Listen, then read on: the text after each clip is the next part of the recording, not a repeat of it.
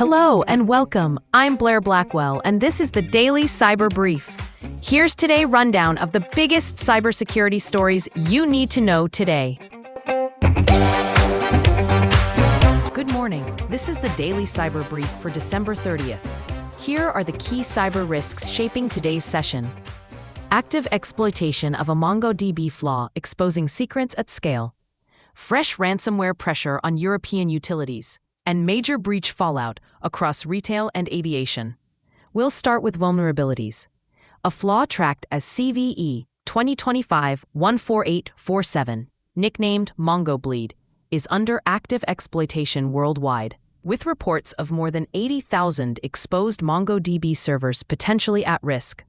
The issue enables unauthenticated attackers to leak sensitive data directly from server memory.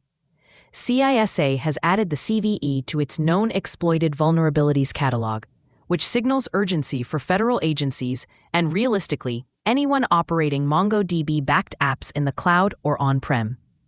Meanwhile, Fortinet warned that a 5-year-old FortiOS weakness allowing two-factor authentication bypass is still being abused against FortiGate firewalls, a reminder that aged bugs can remain high impact when appliances linger unpatched. Turning to incidents hitting operations, Romania's largest coal-based energy producer, the Oltenia Energy Complex, was struck by the gentleman ransomware gang over the holidays, taking down IT infrastructure. In parallel, Checkpoint's latest bulletin notes Romania's National Water Management Authority suffered ransomware that encrypted monthly 1,000 systems across national and regional offices. Utilities and public services continue to be prime targets during seasonal slowdowns, where even IT-only disruptions can ripple into availability risks. On the data exposure front, South Korea's e-commerce giant Coupang will set aside about $1.17 billion to compensate 33.7 million customers after last month's breach, a scale that underscores growing financial consequences for large consumer platforms. In aviation, Korean Air reported employee data was exposed following a hack of its in-flight catering supplier, KC&D, illustrating how vendor compromises can travel quickly into core organizations. In campaigns and tradecraft, researchers detail a new sample of the ToneShell backdoor, typically tied to Chinese cyber espionage, delivered via a kernel mode loader and using rootkit techniques to hide activity against government targets.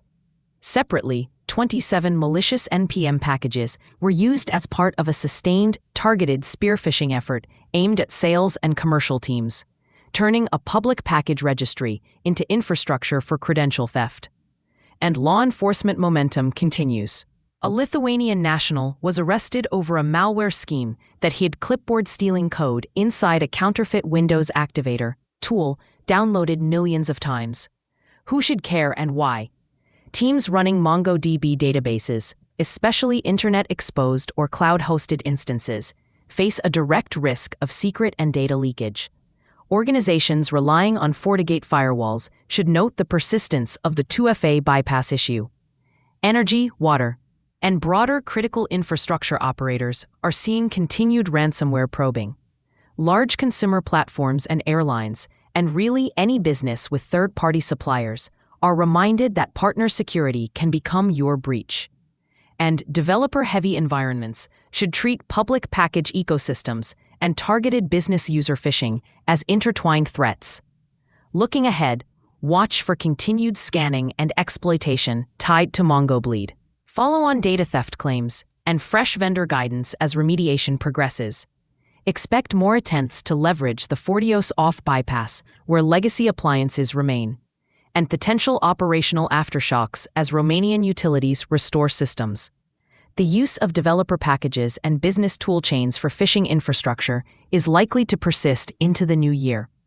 What I'll be watching today: cloud-hosted databases and API-backed services for signs of MongoDB exploitation, firewall and identity gateways as attackers test old authentication gaps, OT-adjacent networks at energy and water providers, public package registries, and enterprise email workflows targeted at sales and operations, and government networks in the crosshairs of stealthy backdoors. The takeaway: attackers are blending new exploits with old, reliable gaps across common components. It's a busy patch and prioritize cycle, but the playbook is familiar. Visibility around data stores and identity edges will matter most in the days ahead. That's it for today's edition of the Daily Cyber Brief. Thanks for listening. I'm Blair Blackwell. This podcast is for informational purposes only and is not cybersecurity, legal, or financial advice.